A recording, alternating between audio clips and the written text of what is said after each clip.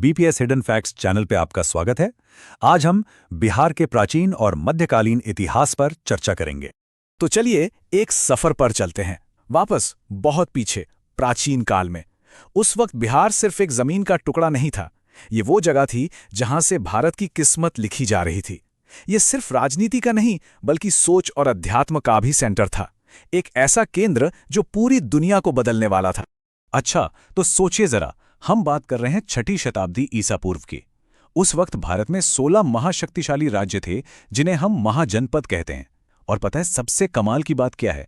उनमें से 3 सबसे ताकतवर महाजनपद मगध, वज्जी और अंग आज के बिहार की ही जमीन पर थे। यहीं से, इसी मिट्टी से भारत के सबसे बड़े साम्राज्यों की नींव पड़ रही थी। लेकिन देखिए, बात सिर्फ राजपाट की नहीं थी। बिहार की हवा में एक आध्यात्मिक खोज भी चल रही थी। यहीं बोधगया में एक पीपल के पेड़ के नीचे सिद्धार्थ गौतम को ज्ञान मिला और वो बन गए बुद्ध। और यहीं वैशाली की धरती पर जैन धर्म के 24वें तीर्थंकर महावीर स्वामी का जन्म हुआ था। मतलब दुनिया के 2 महान धर्मों की जड़ें यहीं से जुड़ी हैं। तो इन सभी महाजनपदों में एक होड़ सी लगी थी, कौन सबसे ताकतवर बनेगा। और इस रेस में एक नाम, एक किंगडम सबसे आगे निकल गया। कौन सा? मगध। और इसी मगध से भारत का पहला विशाल साम्राज्य खड़ा होने वाला था। अब देखिए, मगध का ये जो उदय था, ये कोई रातों रात नहीं हुआ। इसके पीछे एक के बाद एक कई पावरफुल डायनेस्टीज का हाथ था। शुरुआत हुई हर्यक वंश से, फिर आए शिशुनाग वंश, जिनके टाइम पे दूसरी बौद्ध संगीति हुई, जो कि एक बहुत बड़ा इवेंट था। और फिर इस सिलसिले के टॉप पर आया नंद वंश, जिसने मगध के साम्राज्य को इतना फैलाया जितना पहले किसी ने सोचा भी नहीं था। अब आते हैं नंद वंश पर। इनका राज भले ही ज्यादा लंबा नहीं चला, पर भाई साहब इसका असर बहुत गहरा था। इसके फाउंडर महापद्म नंद इतने जबरदस्त थे कि उन्हें सर्वक्षत्रांतक कहा जाता था, मतलब सारे क्षत्रियों का नाश करने वाला। और एक मजेदार बात, इसी वंश के आखिरी राजा थे घनानंद, और कहा जाता है कि उनकी सेना इतनी विशाल थी कि उसकी कहानियां सुनकर ही सिकंदर ने भारत में और आगे बढ़ने का इरादा छोड़ दिया था। नंदों के बाद जो दौर आया, उसने तो बिहार को और असल में पूरे भारत को वर्ल्ड हिस्ट्री के मैप पर ला खड़ा किया। अब हम बात करने वाले हैं तो ऐसे महान साम्राज्यों की जिन्होंने सदियों तक भारत की तकदीर लिखी, मौर्य और गुप्त। तो पहले आते हैं मौर्य। इनके फाउंडर चंद्रगुप्त मौर्य ने वो कर दिखाया जो पहले किसी ने नहीं किया था। लगभग पूरे भारत को एक झंडे के नीचे ले आए। फिर कई सौ सालों के बाद आए गुप्त। इनकी शुरुआत तो श्रीगुप्त ने की, पर इनके दौर को हम जानते हैं भारत के स्वर्ण युग या गोल्डन एज के नाम से, जहां कला, विज्ञान सब कुछ अपनी बुलंदी पर था। अच्छा, तो इसे गोल्डन एज आखिर कहते क्यों हैं?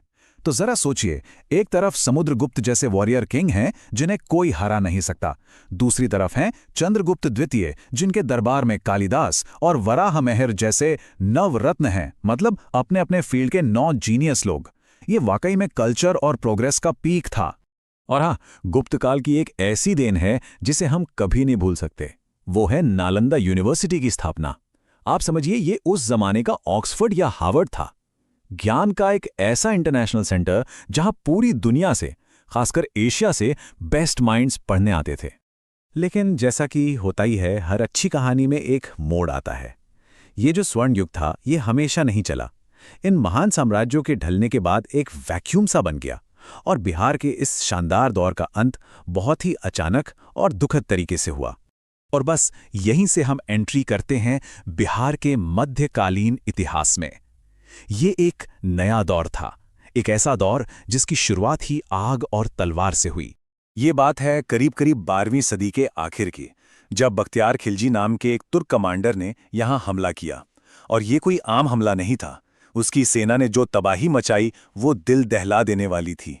सोचिए, नालंदा और विक्रमशिला जैसी यूनिवर्सिटीज, जहां सदियों से ज्ञान की रोशनी जल रही थी, उन्हें लूट लिया गया, जलाकर राख कर दिया गया। यह सिर्फ बिहार का नहीं, बल्कि पूरी दुनिया की नॉलेज का बहुत बड़ा लॉस था। लेकिन कहानी यहां खत्म नहीं होती। इसी तबाही की राख से कई 100 साल बाद बिहार की धरती ने एक बार फिर करवट ली और हिंदुस्तान को एक ऐसा शासक दिया जिसकी मिसाल मिलना मुश्किल है। हम बात कर रहे हैं शेरशाह सूरी की।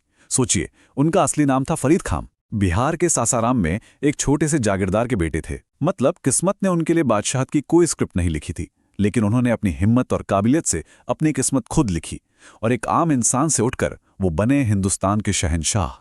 और उनका जो पावर में आना था वो किसी फिल्म की कहानी से कम नहीं है, एकदम तूफानी अंदाज में। पहले अपनी बहादुरी की वजह से उन्हें शेर खां का टाइटल मिला। फिर 1539 में चौसा की जंग में उन्होंने मुगल बादशाह हुमायूं को धूल चटा दी और ठीक 1 साल बाद कन्नौज में हुमायूं को फिर से हराया और इस बार तो उसे हिंदुस्तान छोड़कर भागने पर ही मजबूर कर दिया।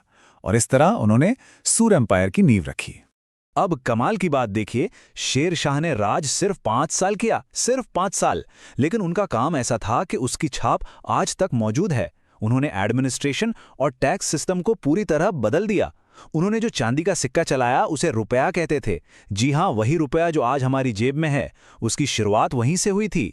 और सासाराम में जो उनका मकबरा है वो तो आर्किटेक्चर का एक मास्टरपीस है। वीडियो देखने के लिए धन्यवाद।